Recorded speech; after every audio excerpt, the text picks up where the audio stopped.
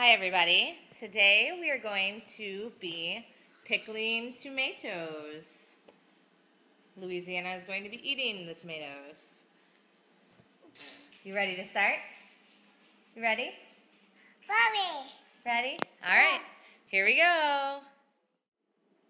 Step 1. Get some green tomatoes. Step 2.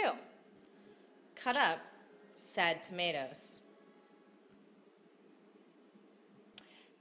So the tomatoes are now cut, and now it's time to cut some onions up. So we're cutting the onions up, and then we're going to add all of the onions. And once we do that, step 4 is to add some salt. And I think it has to be kosher or sea salt. I'm not sure. Don't quote me. I'm making it up as I go. Okay, so after you salt all of this stuff, which is just onions and tomatoes, you toss it, and then you refrigerate it for 24 hours. So that's what I'm going to do. See you tomorrow, bitches.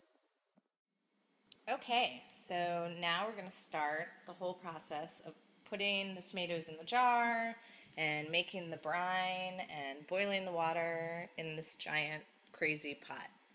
So step 5 is to do a bunch of stuff all at once.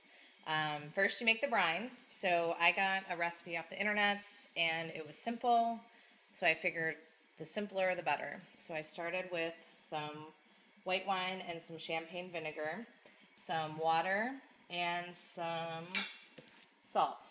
It said to use pickling salt, but I don't know what the hell pickling salt is, and there was no pickling salt here, so we use good old kosher salt. So basically, I'm going to let this boil, and while I do that, I'm going to fill the jars with the tomatoes and some other stuff, like spices and garlic and all that awesome, cool, good stuff. All right, cool. Okay, so while everything's boiling and all that stuff on the stove, I'm going to start putting my tomatoes in the jar. But first, I added some garlic, some peppers, some mustard seed, and some, what is it? Something I can't pronounce. Cumin seed? Cumin seed? I don't know.